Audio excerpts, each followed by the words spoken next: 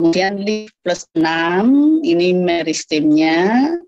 Kemudian leaf plus 15, baru kita bisa melihat ada bunga kelapa sawit. Jadi sebenarnya dia sudah lama sekali. Kemudian leaf plus 18, ini adalah flower maturity. Nah, kemudian ada orang yang meneliti meristem bunga tersebut. Meristem tersebut. Yaitu pada leaf main 40 ya, mulai dari leaf main 40 sebenarnya seperti ini. Oke, saya tunjukkan dulu yang namanya meristem. Mungkin supaya bayangannya itu lebih jelas. Bentar. Kita carikan dulu.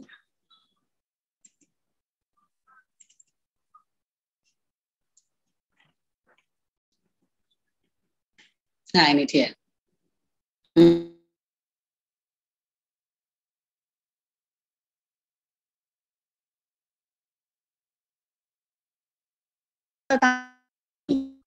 Perbedaan tanaman dengan hewan dan manusia adalah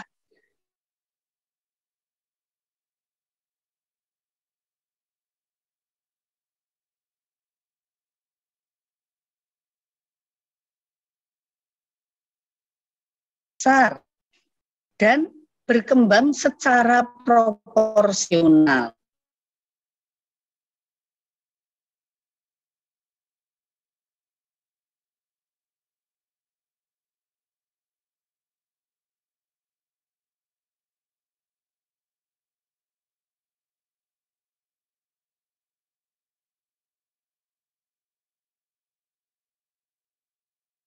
Atas pertumbuhan dan perkembangannya. Itu disebut dengan meristem. Ya, jadi meristem atau istilah bahasa Indonesianya titik tumbuh itu adalah suatu titik pada ujung tanaman yang mempunyai tanggung jawab atas bertambah tinggi dan berkembangnya suatu tanaman. Nah, meristem ini, ujung tanaman ini akan terlihat, tidak terlihat. Meristem ini tidak bisa terlihat karena ukurannya hanya sekitar 2 mili. Posisinya persis ada di ujung batang. Ya. Posisinya persis ada di ujung batang. Nah, ketika meristem itu dilihat dengan mikroskop, diiris tipis, kemudian dilihat dengan mikroskop, maka kita melihat ini pada semua meristem tumbuhan. Ya. Nah, analogi dengan kelapa sawit. Ya. Kelapa sawit itu bunganya sudah berkembang sejak leaf position 40. Artinya kalau posisi kalau mata kita sudah melihat sebagai daun pedang. Tapi sebelum dia terlihat sebagai daun pedang, sebenarnya daun pedang itu dulu-dulunya 1 tahun yang lalu itu sudah ada dalam bentuk meristem begitu. Itu sudah terlihat oleh mata kita. Dan kebetulan kelapa sawit adalah tanaman yang punya pelepah. Nah, kalau ini kan contohnya tanaman yang tidak punya pelepah. Jadi kita bisa melihat ujung batangnya. Tapi coba kalau kita jagung itu kan tanamannya juga kecil ya, punya pelepah. Apakah kita pernah melihat ujung batangnya? Tidak pernah. Yang kita lihat hanya ujung daun termuda. Nah, nggak bisa melihat ujung batang. Kalau pada tomat, pada cabai, kakao, kopi, dan tanaman-tanaman di kotiledone yang tidak punya pelepah, kita bisa melihat ujung batangnya. Ya, yang disitulah terdapat meristem. Jelas ini Bapak-Bapak ya?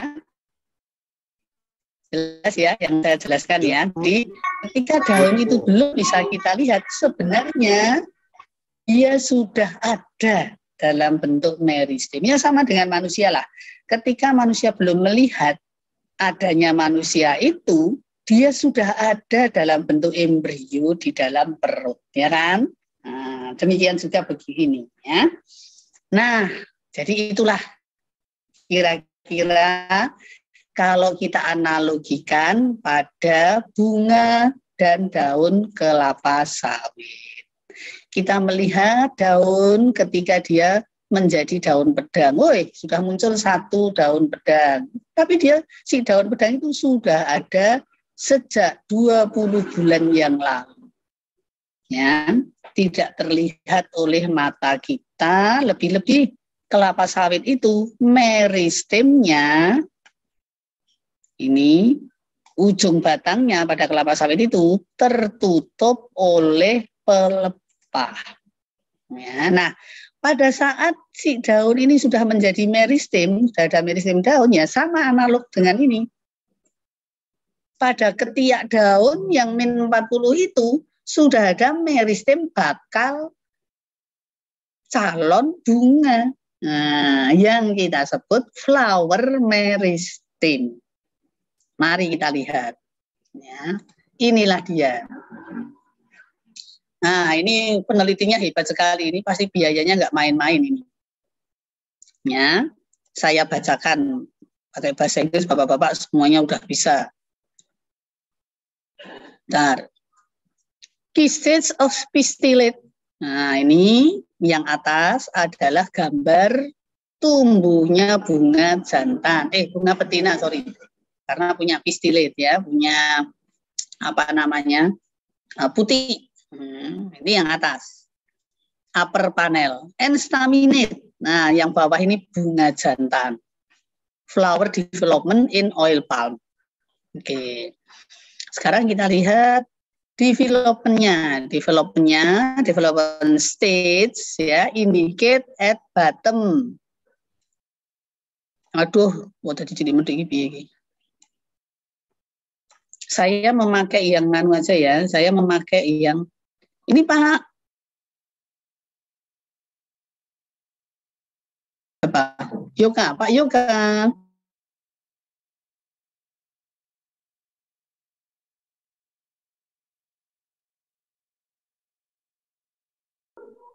Hadir, Bu. Itu ada 2 macam PowerPoint yang saya kirim. Yang 13-14 adalah hasil diskusi yang kemarin. Jadi menggantikan materi yang kemarin saya bagi. Kemudian yang satunya adalah 14-15 itu yang sekarang sedang kita bahas. Ya. Saya memakai yang ini aja. Sulit.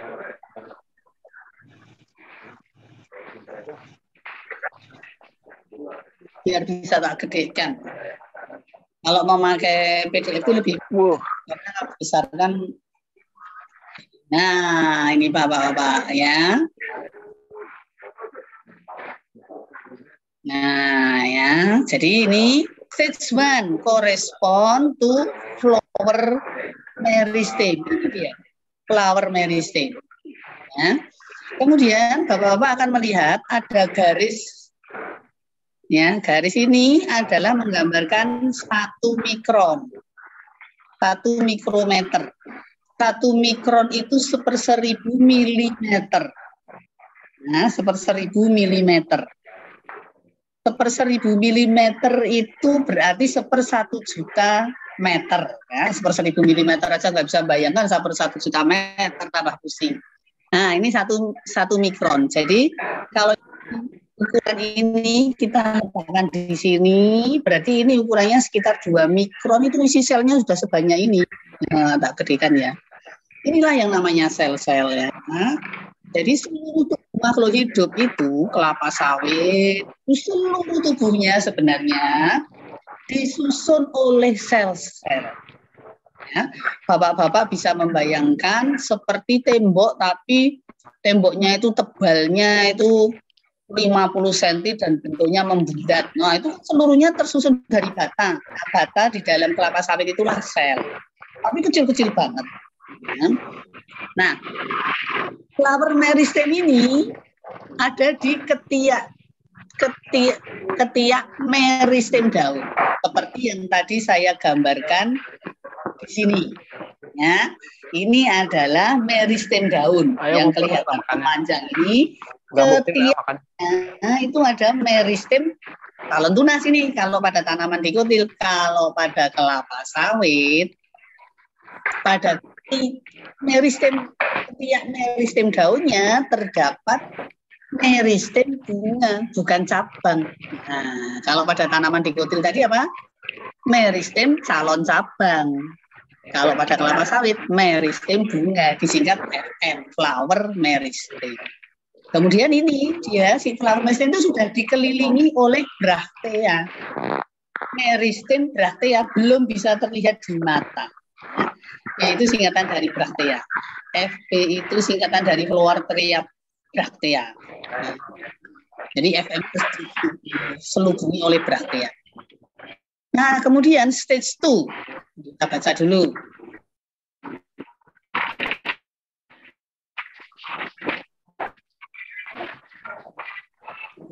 Kita baca stage 2.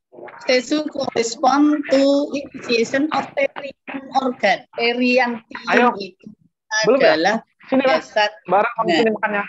Perhiasan bunga itu digambarkan di sini nanti sebagai petala dan sepala. Sepala itu bahasa Indonesianya daun kelopak bunga. Petala itu daun mahkota bunga. Keduanya ini disebut periantium atau perhiasan bunga. Jadi yang berkembang adalah perhiasan bunganya dulu. Ya. Baru kemudian stage 3, ya kita baca ya. Stage 3 correspond to the development of perianth organ and the initiation of reproductive organ. Pada tahap ketiga inilah mulai diinisiasi munculnya sex determination di sini.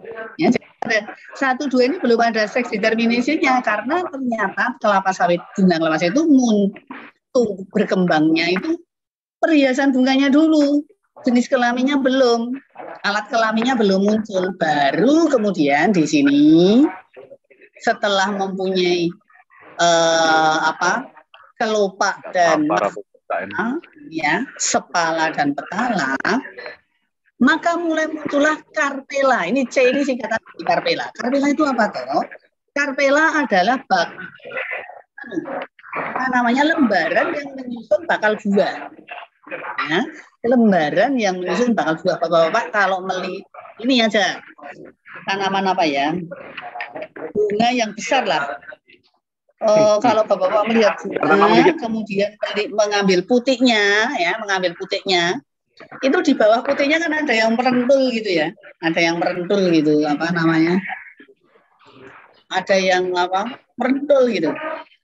Ini ya putih itu di bawah ada merentul gitu. Nah, ini yang kita sebut dengan karpela itu adalah lembaran yang menyusun. Nah, ini disebut bakal buah. Ya, bakal buah itu dikelilingi.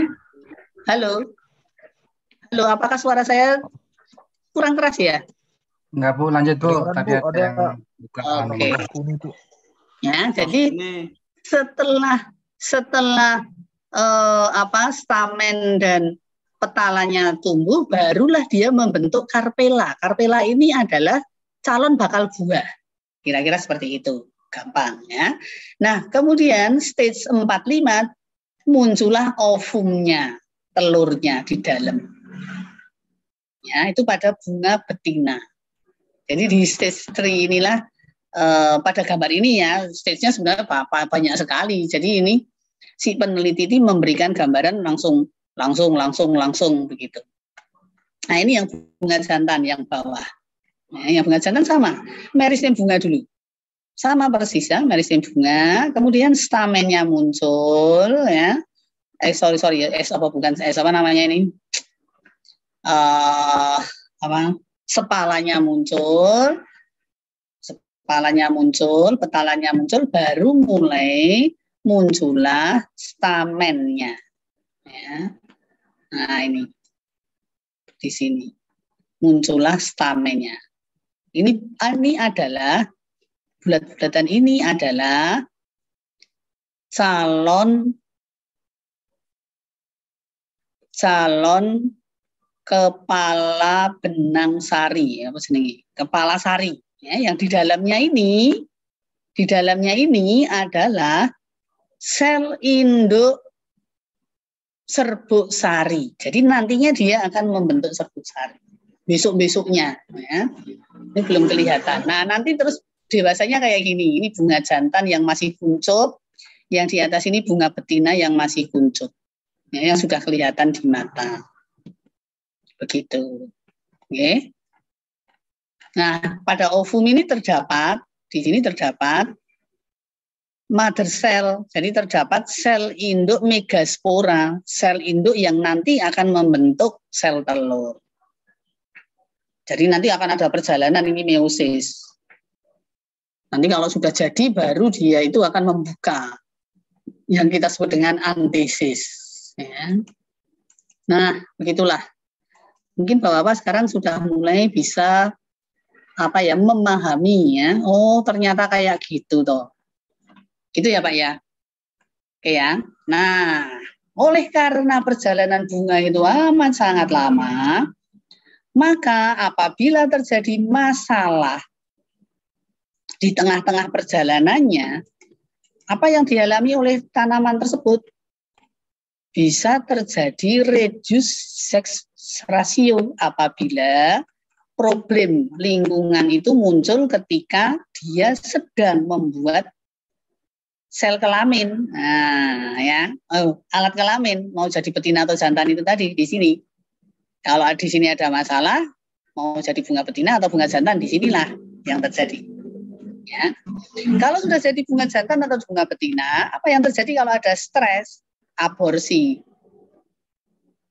Ya, aborsi. Jadi sebelum ini kuncup, belum antesis, ada stres, aborsi, nggak jadi. Tapi kalau sudah terjadi antesis, terjadi pembuahan, terus ada stres, apa yang terjadi? Bunch failure. Ya, kegagalan. Jadi ya gagal, buahnya gagal, nggak jadi develop. Ya, kalau sukses semuanya, bunch harvest. Nah, ini time scale years assuming about 24 leaves per year. Ini adalah gambaran kira-kira 1 tahun itu 24 daun. Jadi 2 minggu sekali muncul daun. Jadi kalau min 40 itu berarti 20 bulan. Gampang. Kalau min 50 itu berarti 25 bulan. Ini tinggal kita bagi 2 menjadi bulan. Ya. Gitu. Jadi sex determination itu ada di bulan ke berapa? Bulan ke min 3, bulan ke min 15 sebelum spare leaf. Sebelum ini daun pedang ini. 15 bulan sebelum daun pedang. Itulah mulai sex determination sampai min 10 di sini. Ya. Gitu.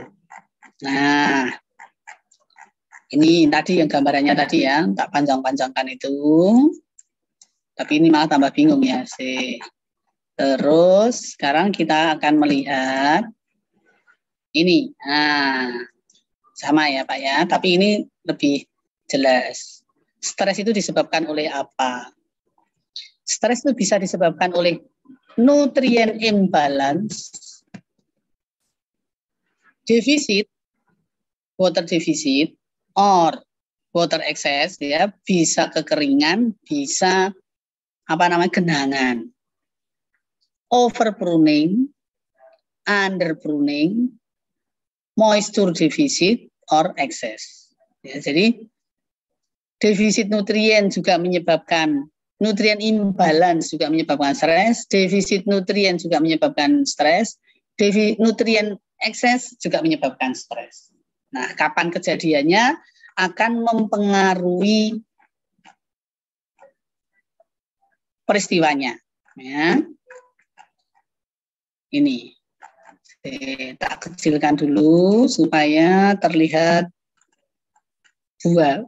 bulannya. Nah, ini digambarkan bulan. Kalau tadi kan minggu ya. Kalau ini bulan. Months after floral initiation. Kalau tadi ini, yang tadi itu digambarkan berdasarkan daunnya. Bentar, ini tak kecilkan dulu. Nah, ini tadi, nah ini berdasarkan leaf axial number relative to unopened leaf. Jadi ini bunganya kita bandingkan dengan kedudukan daunnya. Kalau yang di bawah ini menggambarkan bunganya, ya. Floral initiation adalah yang disebut floral initiation adalah ini floral meristem. Nah, ini floral initiation atau floral meristem. Jadi yang di bawah ini penggambarannya sejak floral initiation 0 ya, meristemnya, meristem bunga. Kapan itu? Min 40 leaf ya. Semuanya belum kelihatan mata. Nah, di sini number of flowers defined. Ya, kalau di sini terjadi stres, apa yang terjadi? Terjadi penurunan jumlah bunga yang jadi. Nah, saya ke sini. Nah, si meristem bunga itu sudah ada stres. Apa yang terjadi? Masih meristem sudah kena stres garing, ya kan? Kering, nggak jadi, titik, itu aja, gampang itu. Ya, nah, seperti itu. Itu yang disebut dengan number of flowers defined. Jadi nanti bisa terjadi dalam ada ketiak daun yang tidak punya, ada ketiak pelepah yang tidak punya bunga. Itu terjadi karena ada stres ketika floral initiation, ketika masih meristem. Nah, kalau stres itu terjadi ketika sex determination, apa yang terjadi? Number of female flower defined. Disinilah terjadi penurunan number of female flower kalau ada stres. Jadi penentuan jumlah female flower itu ada di sini. Kapan itu? Adalah 12 bulan sampai 24 bulan setelah flower meristem. Ya, 2 tahun setelah meristem. Lama banget ya. Nah, kalau sudah jadi bunga betina, kebetulan ini bagus sekali kondisinya ya. Pokoknya nutriennya bagus, pruningnya bagus, curah hujannya bagus, sehingga bunga betinanya itu optimal. Terjadi stres, apa yang terjadi? Floral abortion, berkurang jumlah bunganya. Kemudian sukses antesis nih. Kemudian terjadilah stres setelah antesis. Artinya kalau sudah antesis itu berarti ada penyerbukan, ada pembuahan. Berarti si buah sudah ada. Kalau ada stres apa yang jadi? Bunch, root, and failure, kegagalan buah. Nah, ya. Jadi seperti itu peristiwanya. Oke, kita lanjutkan. Karakteristik kedua adalah tanaman perkebunan adalah tanaman tahun yang berumur panjang sehingga mempunyai beberapa tahap pertumbuhan yang terdistribusi fase generatif dan vegetatif. Jadi itu bedanya juga dengan tanaman semusim. Karena tanaman semusim itu tahap pertumbuhannya vegetatif dulu, kalau sudah selesai masuk generatif. Ketika masuk generatif, vegetatifnya udah nggak berkembang. Tapi kalau pada kelapa sawit, akan terjadi perkembangan terus-menerus dari fase vegetatif dan generatif. Jadi terus-menerus fotosintatnya akan terdistribusi ke fase vegetatifnya dan ke generatifnya. Nah, karakteristik tahap tanaman perkebunan semuanya sudah tahu. Tahap pembibitan di sini diistilahkan growth phase, kemudian immature growth phase, TPM. TM itu disebut di sini steep action yield phase, siap ya tulisannya ya. Kemudian TM dengan produktivitas tetap, pertumbuhan lambat itu plateau yield phase, PYB. Kemudian TM dengan penurunan produktivitas disebut declining yield phase, DYP. Ini kalau di perkebunan ini ada tahap remaja, muda, dewasa, tua gitu ya. Gitu. Nah, sekarang kita melihat ini juga penelitinya itu adalah Ngeng namanya. NG itu orang mana itu? Orang Afrika biasanya ya namanya NG, Ngeng gitu ya. Itu ini 5 itu tadi, immature growth phase, steep action yield phase, plateau yield phase dan declining yield phase ya. Ketika imaturnya bagus, nah Bapak-bapak tadi sebelum mulai di sini kan tadi saya perlihatkan ini hipotesis. Nah, hipotesis ini kan. Nah, sekarang lebih jelas lagi. Lebih jelas lagi apa? Waduh, tahu-tahu kok sudah di sini. No stress. Bentar.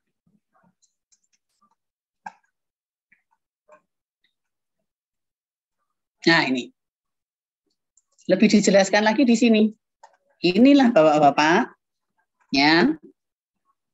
Ketika immature growth phase itu sudah ditentukan si kelapa sawit nanti mau bagus, high yield, mau medium yield, atau mau low yield. Kalau immature growth phase-nya berarti pembibitan sampai TBM, pemeliharaannya dan sebagainya pokoknya penuh dengan stres, maka posisinya ada di bawah ini. Nah, celakanya begitu dia ada di sini, sebagus apapun nggak bisa loncat ke sana produksinya itu. Ya. Demikian juga kalau tengah-tengah itu juga nggak bisa loncat ke sana.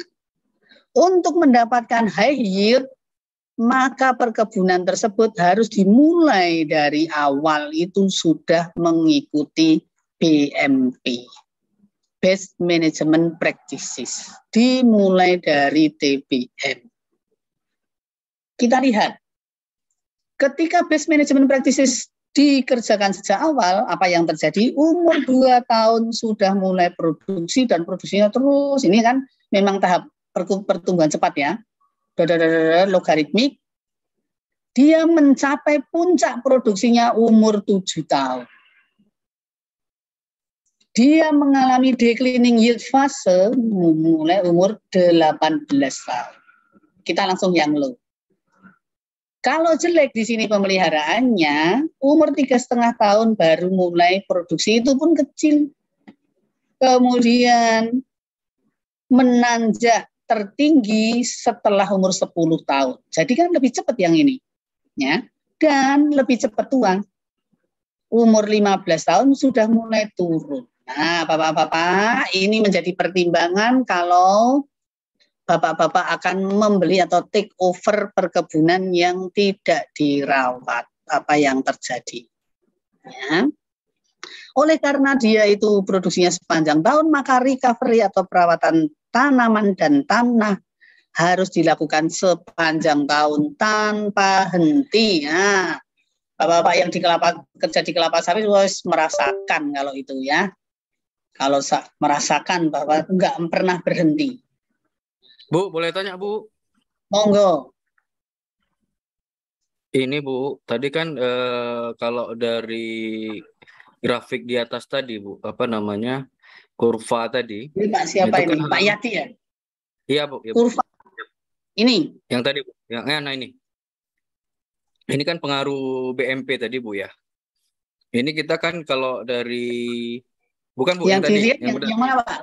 Grafik yang mana Pak? Ini? Grafik yang pertumbuhan tadi Bu, yang dari apa bibit TBM sampai oh ini. Nih. Iya ini. Ini mau. Ini. Ini Bu. Dari apa? Immature growth phase, terus kalau di masa kita sudah pakai bibit yang bagus nih Bu ya, misalnya sudah perawatan bagus,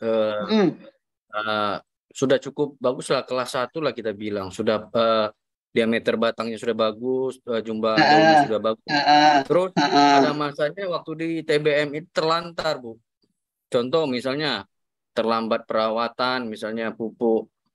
Apakah di saat dia masuk fase TM yang seharusnya produksinya meningkat, kita tuh baru melakukan perawatan yang luar biasa gitu Bu, sampai pupuk ekstra, perawatannya itu nggak bisa, memang sudah nggak bisa lagi naik ke atas lagi Bu ya, ininya pertumbuhannya. Ini, Pak. Oke, terima kasih. Ya, apakah masih bisa naik ke atas lagi pertumbuhannya? Yang jadi masalah adalah tubuh vegetatif tanaman, baik kopi, kakao, karet, maupun kelapa sawit, dan tanaman-tanaman yang berbuah, tubuh vegetatifnya, akar, batang, daun, itu mempunyai kapasitas produksi. Gampangnya itu ya, kalau pabrik sepatu, pabrik baju, maka mesin itulah investasi. Kapasitas produksinya tergantung kemampuan mesin itu. Gitu Pak. Kalau pada perkebunan, investasinya adalah tanaman itu. Kalau vegetatifnya bagus, maka kapasitas produksinya tinggi. Gampangnya itu begitu ini, gambarnya. Kalau vegetatifnya itu terlanjur jelek, ya akan tinggi, tapi saat tinggi-tingginya sebenarnya. Nah, kita kan nggak bisa membandingkan tanaman yang sama dengan tanaman yang sama. Dia, ini sudah bagus nih, ya bagus kalau yang kita lihat. Tapi sebenarnya, itu loh Pak masalahnya. Jadi kalau misalnya di sini, udah bagus, produksinya bisa 25 ini, udah bagus kok. Ya, tapi sebenarnya kalau dulunya itu, jadi investasinya kan tanamannya itu, ya kan? Tanaman ini mesinnya itulah. Gitu. Kalau kapasitas produksi si tanaman itu lebih bagus lagi, maka dia akan ada di sini. Begitu Pak, yang bisa saya jawab. Nah, apa yang terjadi kalau di sini ada stres, di sini ada stres? Kita kembali ke gambar ini. Ya, ini adalah stres ini adalah mengenai kalau di TM ya Pak ya, ada stres di suatu titik, maka dia akan mengenai si bunga yang terkena pada saat itu. Gitu ya Pak ya. Bunga sesudahnya gimana? Ya beda lagi gitu. Karena apa? Di kelapa sawit itu seperti yang kita lihat tadi, di setiap pelepah ada calon bunga. Jadi setiap ada akan ada bunga yang kena dampak dalam posisi sesuai dengan perkembangan bunga tersebut di pelepah mana. Jadi itu terkait dengan kapasitas produksi dari vegetatif kelapa sawit tersebut. Bandingannya dengan tadi itu pabrik baju, kalau mesinnya bagus, ya kapasitas produksinya tinggi. Nah, kalau perkebunan kelapa sawit itu investasi kita adalah si tanaman kelapa sawit vegetatifnya. Kalau vegetatifnya bagus, ya kapasitas produksinya, kemampuan produksi dari pohon tersebut akan bagus. Itu Pak. Apakah bisa dipahami Pak Yadi? Oke. Ya, Bu. Kuat tadi sekali itu namanya. Dari bibit sampai TBM situlah kuncinya Bu. Sejak awal. Iya, sejak awal. Oke. Kemudian sejak awal, makanya itu over itu gimana? Ya, kita perbaikan di saat TM, saat apa namanya young atau prime itu dia nggak maksimal yieldnya gitu Ibu ya. Bisa naik cuma tidak optimal. Biasanya kalau perkebunan itu ya itu tadi kemarin udah kita bahas ya. Dirampal dulu buah-buah yang ada, setelah itu ganti kalau kelihatannya tidak merugikan buah daripada rugi 5 tahun, kira-kira seperti itu. Oke, maka perawatan pada kelapa sawit adalah continuous maintenance of ground condition, ya, harvest path, weeded circle, maintenance of sufficient manpower, jangan lupa itu paling SDM, kemudian sufficient supply of vehicle to transport. Masalah transport itu juga masalah, ya kan? Yang pertama sufficient manpower to ensure, jadi tenaga kerja panen, nah itu harus dipastikan cukup. Kendaraan panen, transportnya harus cukup. Milling capacity, ya, kemampuan pabrik juga harus cukup. Barulah perkebunan sawit kita itu bisa berproduksi baik. Nah, Bapak-Bapak, ini ada waktu Mas jam 20, kita sampai di sini. Ya. Diskusi sudah siapkan ada 11. Oh, Bapak-bapak itu saya jadi mengenai di perusahaan Bapak-bapak, di perusahaan swasta ya pasti nggak masalah lah, sulit sekali untuk mencari masalah. Maka terakhir itu di PSR. Jadi diskusinya menyangkut PSR agar membayangkannya di nganunya proses kebunannya sendiri ya sulit karena sih menurutku.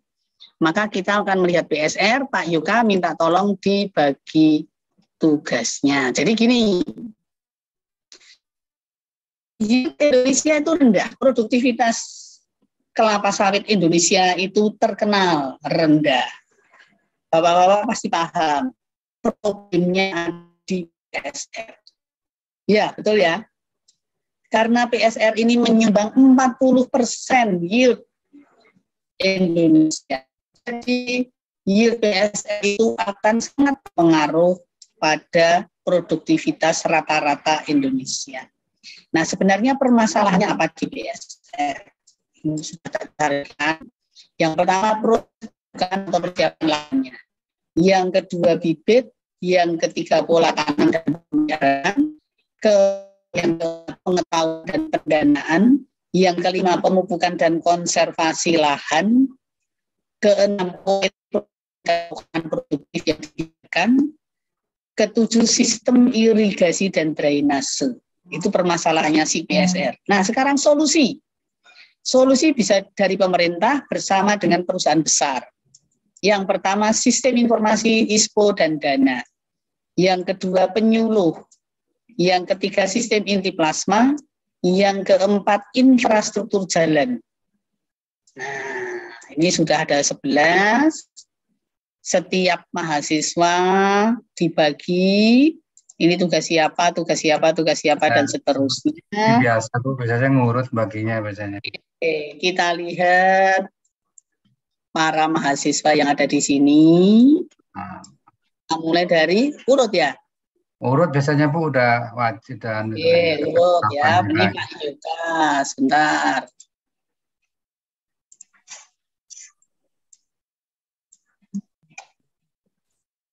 Ini Pak Yuka. Kemudian Pak Yuka proses pembukaan dan persiapan lahan PSR ya, ini semuanya PSR ya.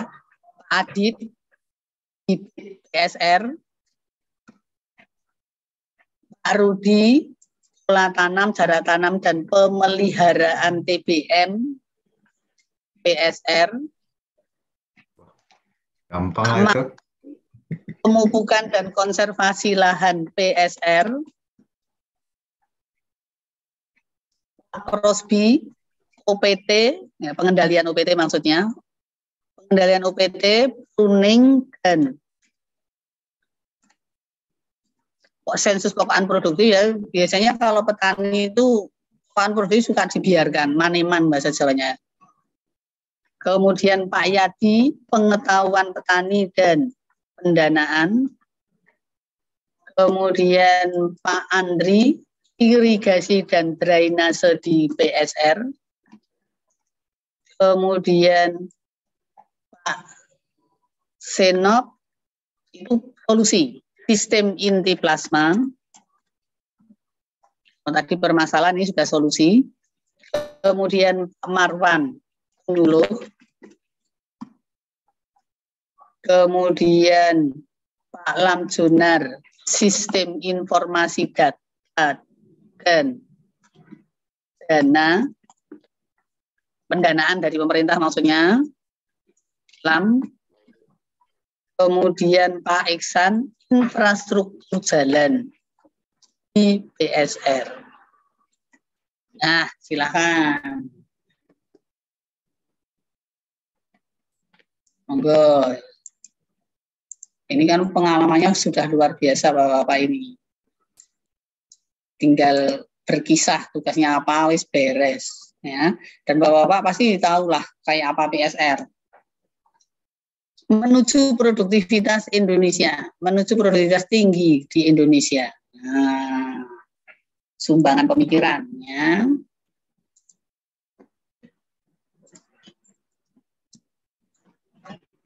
Saya beri waktu 3 menit.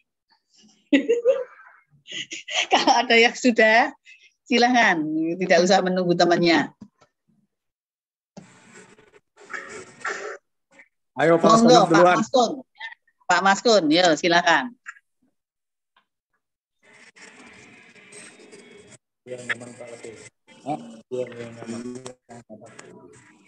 Halo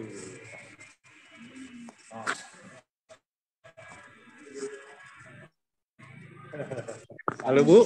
Sama baca nih. Ya, silakan.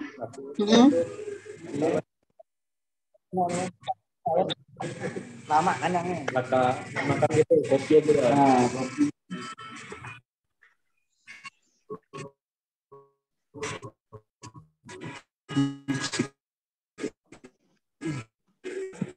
Malam Bu. Ya, selamat malam. Saya tadi ke bagian pupuk dan konservasi lahan Bu ya. Iya, betul Pak. Baik Bu, saya mulai dari kondisinya seperti apa ya?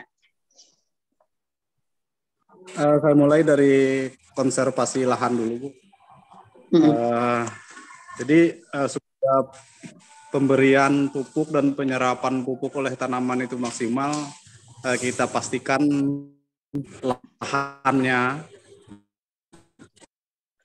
lahan berada pada kondisi kalau lahan itu berada di kemiringan ya tentunya dari awal proses penanaman ya kita buat tapak kuda dan lain sejenisnya gitu, sehingga nanti pada saat pemupukan pupuk tidak gampang larut. Yang kedua, kalau di lahan itu masih ada genangan-genangan kecil, genangan-genangan itu harus kita keluarkan dulu Bu. Di samping itu juga manajemen yang harus kita lakukan supaya kelembapan iklim mikronya tetap terjaga. Yang kedua, untuk pemupukannya sendiri, untuk benar-benar kebutuhan tanaman itu tercukupi, sebelum dilakukan pemupukan kita ada namanya analisa daun. Nah, di situ kita untuk mengetahui kebutuhan tanaman itu pupuk apa saja, berapa banyaknya, itu langkah-langkahnya. Dan baru langkah aplikasinya atau penaburannya, kita mengenal ada istilah namanya 4T, tepat jenis, tepat dosis, tepat waktu, dan tepat sasarannya. Terus kita pegang supaya produktivitas tanaman, supaya pupuk oleh tanaman bisa maksimal gitu. Oke. Terima kasih Pak Maskun. Jadi inilah yang kita harapkan pada PSR melakukan hal ini ya, bapak-bapak yang mempunyai tanggung jawab. Bapak-bapak yang tanggung jawab ini gimana supaya PSR kayak gini ya. Oke, lanjut. Siapa yang terima kasih Pak Maskun. Pak Maskun. Terima kasih Bu. Selamat malam Bu. Ya, oke.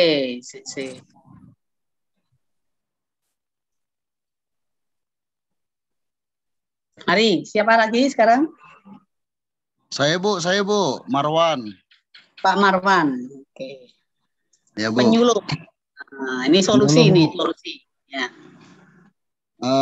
Yang saya amati Bu, sehari-hari saya baik tempat kerja maupun di masyarakat setempat. Kalau kita di perusahaan kan sudah jelas Bu, sudah jelas ada SOP semua setiap pekerjaan, semua perawat dari pembukaan sampai replanting. Nah, jadi perlahan adalah sekarang itu petani kita masyarakat rakyat Bu. Nah, itu kan masih banyak belum mendapat pengetahuan tentang kelapa sawit, cara tanam, cara perawatan yang baik. Nah, jadi peran kita sebagai yang punya ilmu tentang persawitan ini, harapannya bisa kita salurkan ke masyarakat. Yang kemudian pemerintah juga yang saya ketahui di desa-desa atau perusahaan kita itu penyuluh itu hanya sebatas hortikultura saja Bu yang masih mereka pahami. Untuk tentang kelapa sawit belum. Nah, di situ dia Bu. Jadi harapannya dari pemerintah itu pun ada membuat atau membentuk penyuluh memang khusus kelapa sawit gitu Bu. Untuk ke masyarakat yang ada di sekitar perusahaan kita. Supaya masyarakat juga yield-nya pun tinggi sama seperti perusahaan gitu Bu. Sehingga kalau masyarakatnya pun yield-nya tinggi, kebun perusahaan pun tinggi, Indonesia semakin bagus juga pastinya Bu. Ya, betul. Itu dari saya Bu. Oke, terima kasih Pak Marwan. Nah, ini mudah-mudahan ya atau gimana supaya pemerintah itu mengajari apa namanya, melatih penyuluh. Betul Bu, iya Bu. Dia mengenai kelapa sawit. Ya, mungkin dengan dana BPDPKS ada kerjasama pemerintah dengan perusahaan besar, penyuluhnya dimagangkan di perusahaan sehingga dia tahu sebenarnya gimana sih kinerja perusahaan besar itu. Kemudian itu ditularkan ke petani. Ya, mudah-mudahan kalau di itu. tempat saya Bu di Riau itu ada Bu yang seperti itu di Riau sana. Jadi di magang ya. Kerjasama sama KUD di Tran-Tran itu Bu. Nah kalau di sini belum ada saya lihat Bu di Kalimantan ini. Terima kasih Pak. Ya itulah. Kalimantan masih nganu ya, belum ya, dan lebih sulit mungkin ya. Itu soalnya ya, termasuk budaya masyarakat itu mempengaruhi masalahnya. Betul. Orang Sumatera itu kinerjanya lebih tinggi ya, etos kerjanya lebih tinggi ya, secara umum dibandingkan orang Kalimantan. Maksudnya orang asli itu. Soalnya orang asli itu mungkin loh ya sudah terbiasa. Jadi kultur budidaya itu kan tidak ada di Kalimantan. Orang-orang adat ya, orang-orang adat itu kan tidak mempunyai kultur budidaya. Jadi tidak mempunyai kultur merawat tanaman itu kan nggak ada. Nah itu yang sulit dilatih. Oke, terima kasih Pak Marwan. Lanjut. Siapa? Sopo iki? Saya belum muncul. Pak Rudi. Iya, Bu. Iya. Oke. Baik, Bu. Untuk jarak tanam, pola tanam, dan pemeliharaan TBM, Bu ya. Jadi kalau jarak tanam yang direkomendasikan kan 9x9x9 atau kurang lebih 140. Sekitarnya ya, tergantung bibitnya. Ya, tergantung varietas lah. Tapi yang umum itu Bu, kurang lebih 140 sampai 143 pokok per hektar. Itu populasi yang standar lah, artinya tidak terjadi shedding antar daun. Jadi terus secara bisnis juga cukup menguntungkan lah dengan populasi 143 produksi perhektarannya, produksi perhektarannya. Ya. Itu kemudian untuk pemeliharaan TBM ini memang merupakan suatu hal yang para petani itu sering melupakan. Padahal ini adalah fase awal yang harus dihantarkan oleh petani. Makanya dana BPDPKS yang 30 juta per hektar itu, replanting itu, yang PSR itu dibikin 30. Kalau mungkin hanya replanting saja mungkin belasan juta cukup. Tapi 30 ini adalah memang dipastikan bisa mengantarkan sampai minimal PM kedua. Kebetulan saya lagi punya proyek Bu di sini, lagi replanting kebun masyarakat, mendampingi dengan dana BPDPKS, sudah jalan 1 koperasi, sekarang lagi persiapan di 2 koperasi. Itu memang 30 juta itu nanti nggak cukup Bu. Jadi di tahun ketiga mereka kita arahkan untuk mengambil KUR dari bank supaya nanti di fase awal TBM ini terkawal sampai memasuki fase TM di umur 4 tahun. Jadi dia bisa mendapatkan produksi awal yang bagus, karena kelemahan kita baik jangankan di PSR Bu, di perusahaan juga kadang kalau abai terhadap pemeliharaan TBM juga dia nggak dapat fase awal produksi ini. Nah, itu Bu. Jadi kalau pekerjaannya kan jenis pekerjaannya kan kalau di petani itu biasanya habis tanam, ya konsolidasi tanam misalnya. Kalau misalnya dia miring, dengan doyong, sekalian biasanya buat piringan. Nah, habis itu pemeliharaan piringan, itu piringan sekalian jalan panennya, pasar pikulnya, sekalian nanti di ujung buat TPA itu ada 2 jenis, ada bisa manual, ada bisa kemis. Kalau manual pasti mahal, karena upah pekerja kan naik terus. Jadi biasanya yang kita sarankan ke petani itu tetap memakai kemis, pakai bahan kimia dengan rotasi kurang lebih kalau taman muda bisa jadi sampai 6 rotasi tahun. Kemudian pemeliharaan gawangan, pemeliharaan gulma yang ada di gawangan, di antar pokok, di antar barisan tanaman. Itu pun bisa manual, bisa kemis. Kemudian pengendalian lalang, karena area open space itu biasanya pertumbuhan lalang cepat, Bu. Dan dia merupakan kompetitor yang paling ganas kan kalau lalang itu. Ya, betul. Itu, ya kita rekomkan sebagai gulma yang yang harus kita berantas. Kemudian pemupukan.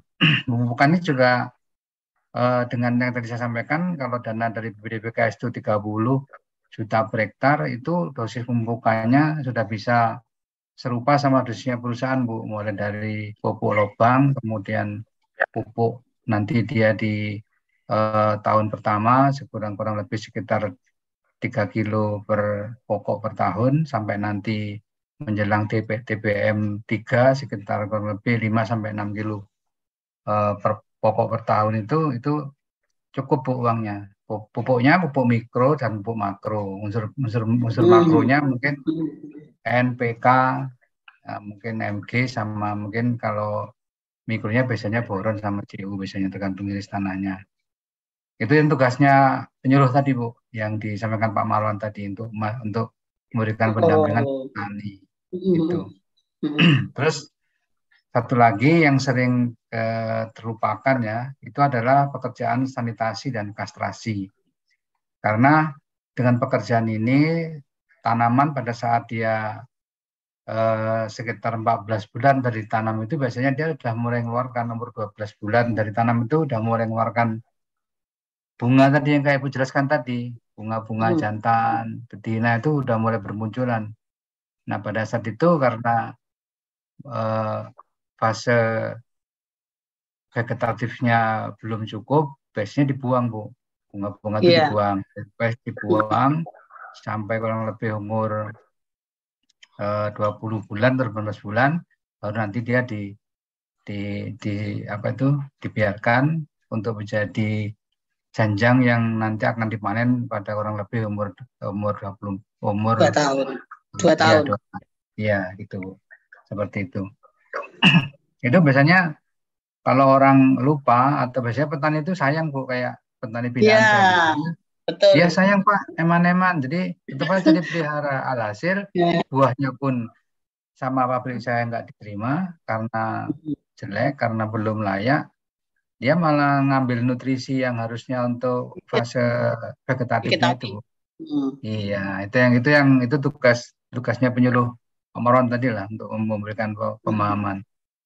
Kemudian yang terakhir yang perlu juga diperhatikan dalam pemeliharaan TBM itu persiapan prasarana panen, yaitu jalan panennya atau pasar pikul, kemudian tempat untuk meletakkan hasil di tepi jalan, sama titik panen, sama yang terakhir ya jalan-jalan produksi menuju ke kebunnya petani itu harus bagus supaya nanti biaya panen saya nggak mahal, Bu. Kalau nggak nanti biaya panen sama biaya transportnya itu cukup menggerus harga penjualan TBS, Bu. Itu yang terjadi di kebun-kebun PSR yang ada di sekitar kebun saya ini, Bu. Harganya super mahal dibandingkan dengan harga yang ada di perusahaan karena memang susah. Kalau harga panen saya itu, Bu, paling 1 ton itu per kilo itu paling 190 atau 200 lah, itu udah mahal. Kalau di sini sudah 250 itu paling murah. Karena memang jauh susah panennya. Transportasi saya jelek, ya. Iya, transportasi saya itu paling banter 90 rupiah lah per kilo, itu udah kebun paling jauh itu. Kalau mereka 200. Wah. Jadi itulah. Ya, produksinya tinggi. Iya, itulah yang terjadi. Ya kira-kira itu Bu, sharing dari saya. Kalau di kebun kami di sini Bu, dikelilingi oleh kebun masyarakat itu 17.000. Jadi, oh.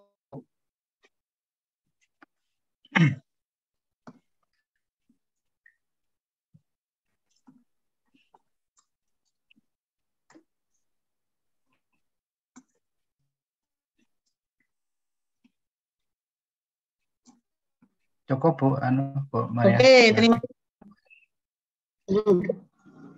Pak Rudi, matur nuwun. Pak Maskun, Pak Budi, Pak Marwan. Saya Bu.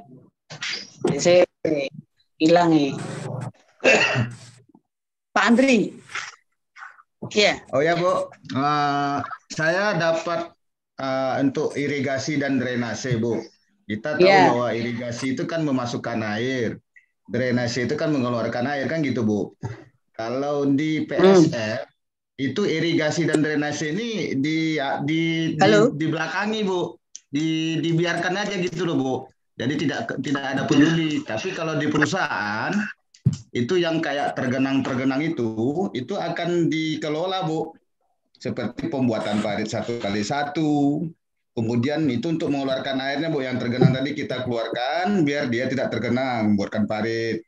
Kemudian untuk areal berpasir, kalau airnya untuk area berpasir kita nahan air Bu, supaya air itu tetap tersedia.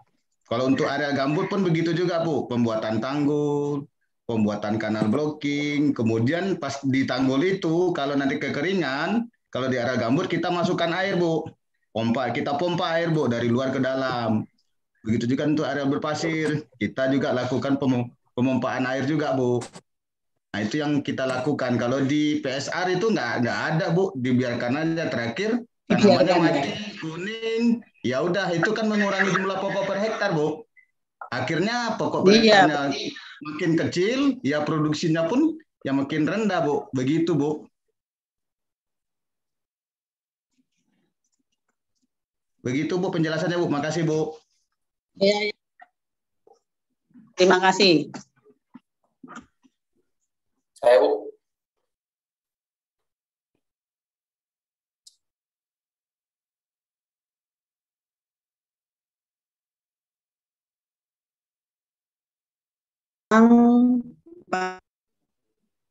Yang mau bicara? Halo Bu.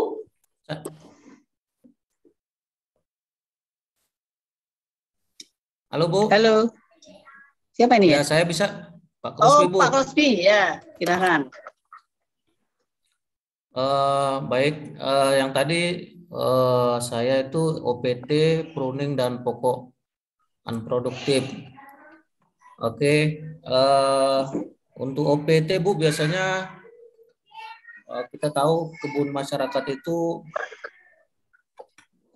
kurang memperhatikan adanya serangan organisme pengganggu tanaman, sehingga akibatnya dampaknya sangat besar sekali, mulai dari penurunan produksi sampai tanaman itu bahkan ada yang mati. Nah, kemudian solusinya adalah untuk meningkatkan hasil tadi, disarankan nanti kepada masyarakat atau tanaman rakyat tadi sudah mulai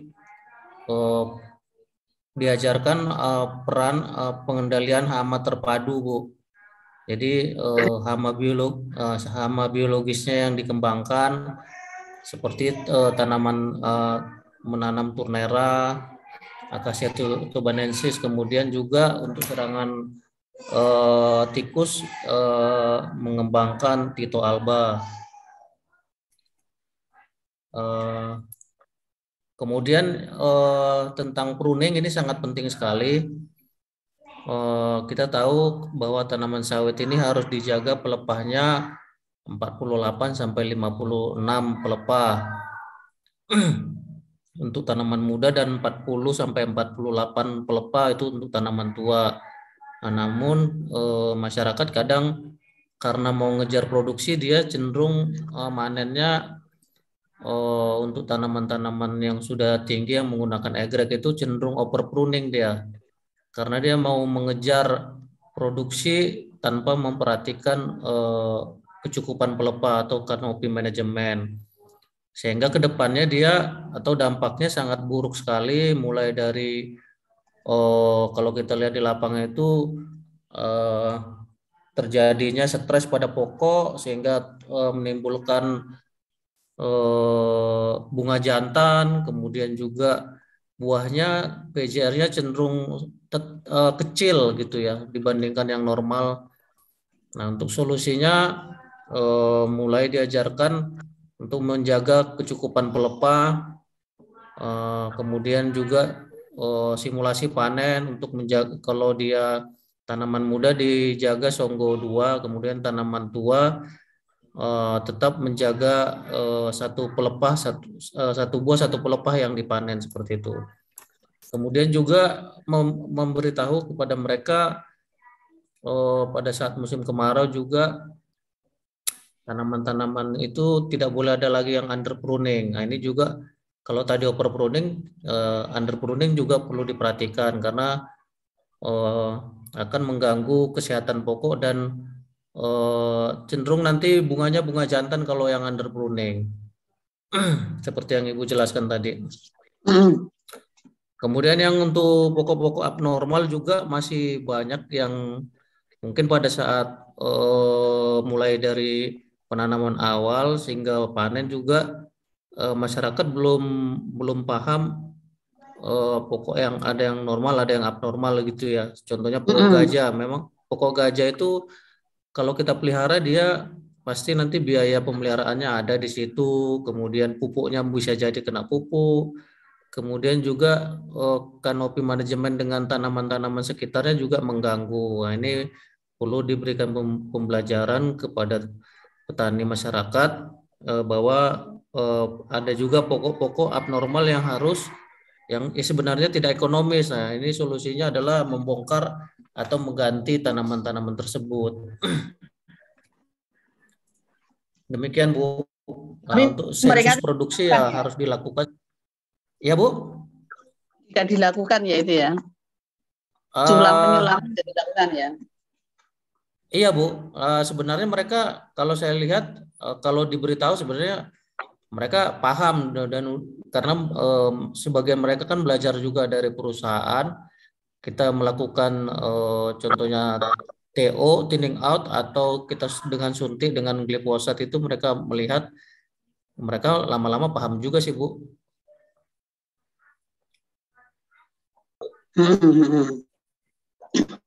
Oke, terima kasih Pak Crosby. Ya Bu, makasih Bu. Matur nuwun. Lagi. Ya, sama-sama. Baik Bu, saya Bu. Halo. Siapa ini ya? Siapa ini? Saya Bu. Saya tuh mesti lakukan gini, siapa ya? Bentar Pak. Lamjonar Bu. Pak Lamjonar ya, oke. Lamjonar Bu. Saya tadi Monggo Pak.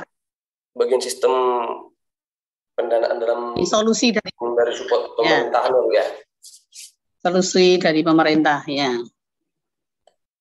Ya tentunya Bu ya, menurut pemahaman saya sih Bu, dalam dari segi bantuan dari pemerintah dalam segi pendanaan, peran pemerintah menjadi lebih penting dalam segi pendanaan terutama bagi perkebunan di masyarakat, karena menurut saya sini dalam segi pendanaan pemerintahan ini dapat mendorong pertumbuhan peningkatan produksi yang didapat oleh masyarakat. Salah satunya pemerintah itu harus mendorong dalam segi mempermudah untuk di dalam bagian izin usaha Bu, contohnya. Terus memberikan modal kepada masyarakat yang membuka UMKM di daerah tersebut. Terus mendorong usaha-usaha kecil ya Bu ya, bagian menengah untuk meningkatkan produktivitas di lapangan usaha perkebunan masyarakat yang membangun usaha yang bagian menengah Bu.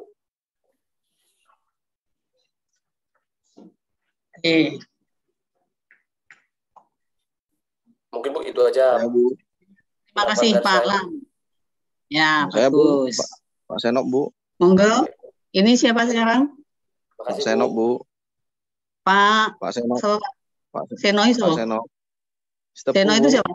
Ihsan Pak Adit. Senop. Oh Pak Senop, oke. Bu, selamat malam. Monggo Pak Senop. Sistem inti plasma ya. Ini kan Bu menyampaikan Bu, ini mengenai sistem inti dan plasma untuk menuju produktivitas tinggi di Indonesia. Jadi dalam regulasi pemerintah memang kan dalam sistem inti dan plasma untuk perusahaan dalam membangun perkebunan, suatu perusahaan diwajibkan 20% dari HGU luasannya membangun kebun masyarakat yaitu plasma. Walaupun dalam perjalanannya ada perkebunan atau perusahaan yang sudah membangun duluan, bisa juga tidak harus di dalam kawasan areal HGU perusahaan, bisa juga ataupun dibangun 20%. Ini penting 20% dari luasan untuk plasma bisa tercapai, yaitu areal-areal yang di sekitar perusahaan juga bisa kita bangun ataupun milik masyarakat, kerjasamanya begitu. Jadi dari inti dan plasma ini artinya kita bisa membangun perkebunan plasma untuk masyarakat di areal lahan masyarakat juga ataupun di HGU perusahaan. Kemudian dalam sistem kalau kebun inti ini sudah pasti SOP kerja dan manajemen kerja, sistem kerja sudah jelas Bu. Kemudian di plasma kalau kerjasama dengan perusahaan yang dibangun dari perusahaan, sama juga pastinya cara kerja, ya pemakaian biaya atau produktivitas kerja, perawatan pastinya juga disamakan Bu ya. Dan juga untuk bahkan staf khusus untuk menangani plasma juga ada. Contohnya di kebun kita sekarang di BGA, setiap kebun itu ada asisten salah satu staf khusus atau asisten plasma gitu Bu, untuk menangani plasma ini. Sehingga produktivitas ataupun perawatan di dalam membangun kebun plasma dan inti tujuannya nanti sama, bisa hasilnya sama-sama bagus. Tapi dalam kenyataan memang secara pengalaman yang pernah dan sampai sekarang juga yang berjalan yang saya tahu Ibu, memang di plasma ini kadang-kala sering memang terbelakang lah, karena pada intinya masih lebih sering diutamakan inti dalam perawatan atau segi produksi. Masalahnya apa ya? Memang kadang-kadang kerjasama antara masyarakat ini kadang-kadang dengan pengetahuan di masyarakat ini memang kadang-kadang masih belum begitu tahu ya Pak di PSR ini. Ya seperti yang disampaikan tadi, memang penyuluhan terkait perkebunan harus lebih digalakkan lagi melalui CSR kan. Jadi ini kendala memang ada bersinggungan dengan plasma-plasma yang masyarakat yang kerjasama dengan masyarakat pemiliknya gitu Bu, yang notabene kurang dalam pengetahuan. Nah, kemudian kemudian fase-fase mulai tanam, contohnya pada fase panen, di fase akan panen nanti, kadang-kadang mereka juga hanya menuntut pada di tahun tertentu itu 3 tahun lah, itu merasa sudah ada hasil, padahal kadang-kadang memang di dalam segi perawatan masih ada bermasalah. Jadi pada dasarnya untuk inti dan plasma ini perbedaan di dalam segi perawatan, pengambilan produksi tetap sama, ataupun sistem perawatan pekerjaannya, tapi dalam perjalanannya juga pasti adanya masalah Bu, ada sering juga problem. Tapi dari regulasi aturan pemerintah bahwasanya setiap perusahaan yang membangun suatu perkebunan mewajibkan 20% dari luasan air harus kita bangun kerjasama dengan masyarakat atau nama CSR 20% kita bangun perkebunan untuk masyarakat sehingga kita bisa maju bersama perusahaan dan sekitar perusahaan bisa sama-sama merasakan kemajuan ataupun peningkatan dari segi perkebunan, Bu. Oke. Itu Bu, penjelasan dari saya, Bu. Ya, terima kasih. Ya, Monggo, Bu. siapa sekarang? Saya, Bu. Adit, Bu. Oke, Pak Adit, silakan mengenai bibit di BSR. Ya, Bu. Ini kalau bibit harusnya menjadi apa namanya ya, ini yang paling penting sekali. Kadang-kadang masyarakat ini dengan bibit tuh masih belum, yang penting bibit, bahkan kentrosan aja ditanamnya, Bu. Jadi harus cara berpikirnya ini harus apa namanya ya, harus mengambil bibit yang unggul dulu, bibit yang unggul atau bibit yang tenera, yang pastinya Dura kalikan pesifera kan begitu. Nah, masyarakat ini harusnya ya mengambil bibit unggul dia, jadi jangan asal bibit ataupun yang murah-murah, yang palsu kan begitu. Caranya kan pemerintah sudah ada itu, Bu, dengan SP2 PKS, yaitu surat persetujuan penyaluran benih KS. Jadi sebenarnya sudah ada dari pemerintah pun untuk supaya meminimalisasi yang bibit-bibit yang ilegal. Jadi bisa dari, kalau perorangan kalau nggak salah 1.000 benih bisa dipesan, tapi kalau koperasi bisa sampai 5.000 cambah. Jadi penyuluhan itu penting sekali untuk ke masyarakat bahwa bibit unggul itu penting. Mungkin dengan cara ya mungkin dibandingkan aja biaya yang dikeluarkan dengan bibit unggul ataupun dengan bibit yang asal itu, produktivitas kedepannya biaya yang dipakainya itu mesti lebih yang bibit yang unggul ini yang harus, yang kembali lagi ke mindset masyarakat tadi, Bu. Kemudian sumber dananya kan ada juga, kita pakai BPDPKS itu, jadi bisa dengan dana itu untuk membangun pembibitan yang bibit unggul tadi, Bu, benih unggul. Mungkin itu, Bu. Makasih, Bu. Makasih, Pak.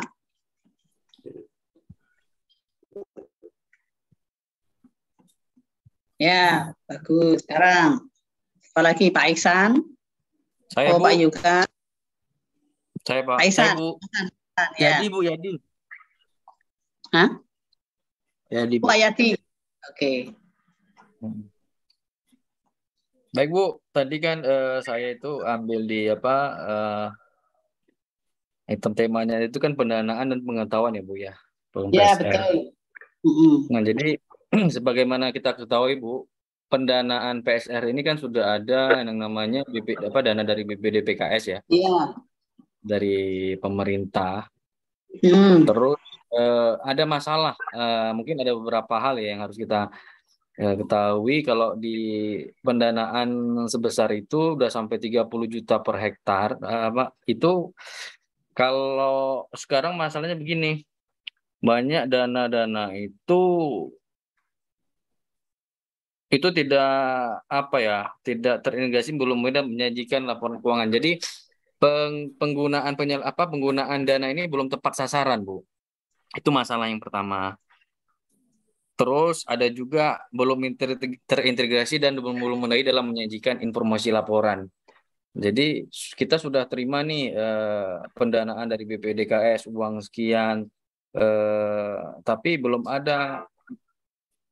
akurat dengan laporan-laporan yang ada, belum pas itu dikelola untuk apa sih, bagaimana, untuk bibit berapa, terus untuk peremajaan berapa. Jadi ada rancangan anggaran biayanya itu belum terserap dengan baik dan sesuai tepat sasaran.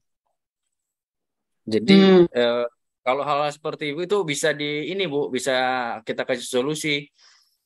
Jadi yang sebenarnya kita kalau menyalurkan pendanaan itu yang sudah dikasih dari pemerintah, terus kita ada juga ada sistem KUR ya, dapat KUR begitu masa TBM kita bisa dapat dari kredit usaha rakyat itu.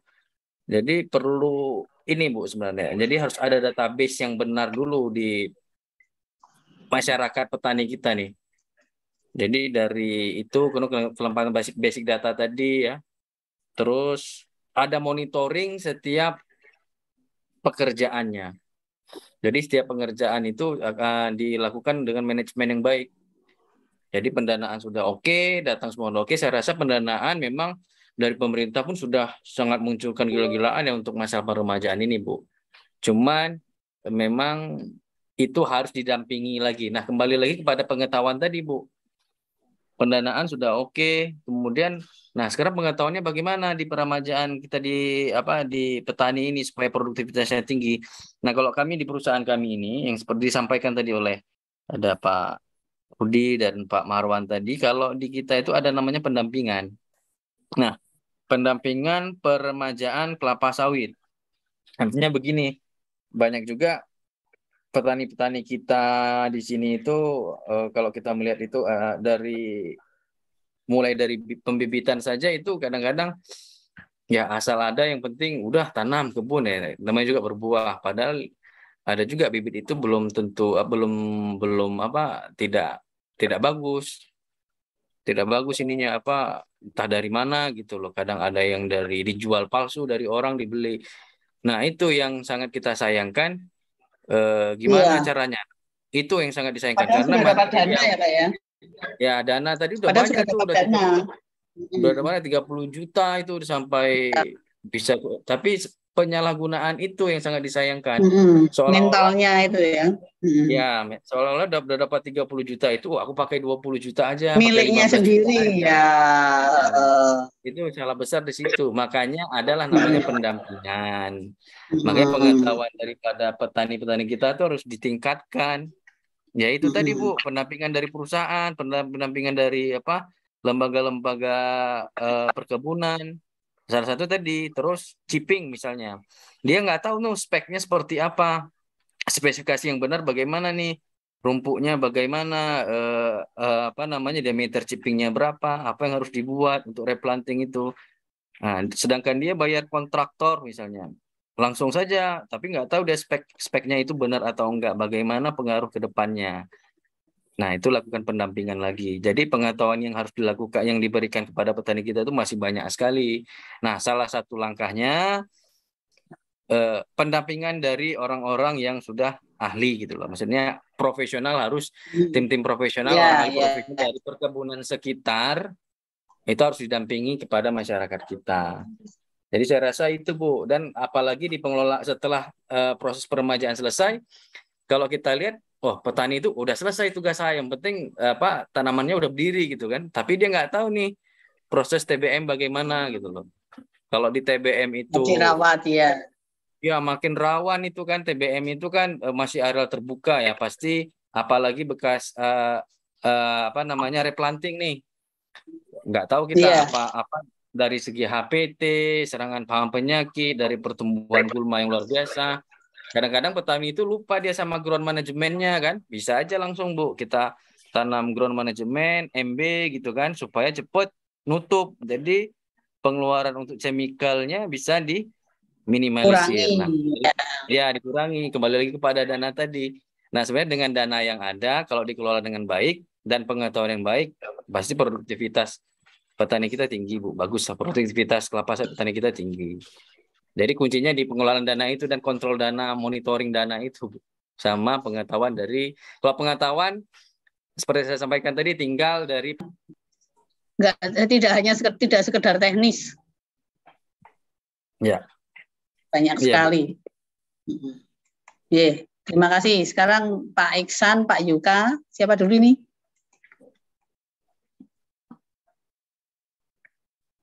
Oke, Pak Iksan, silakan.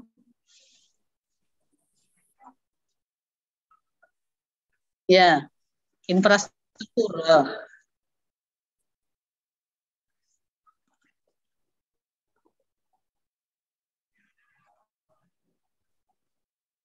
Ya, terima kasih Pak Iksan. Lanjut Pak Yoga.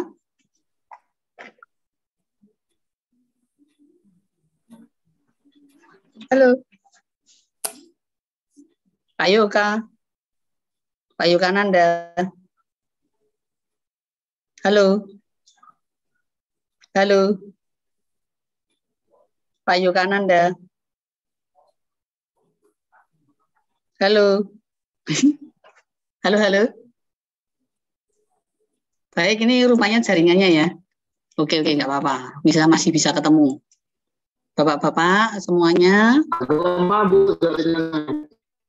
Ini kayaknya mungkin Pak Yogananda jaringannya. Nggak apa-apa. Mungkin sedang ada masalah jaringan. Demikian Bapak-bapak, tadi kita sudah berdiskusi mengenai problem-problem pada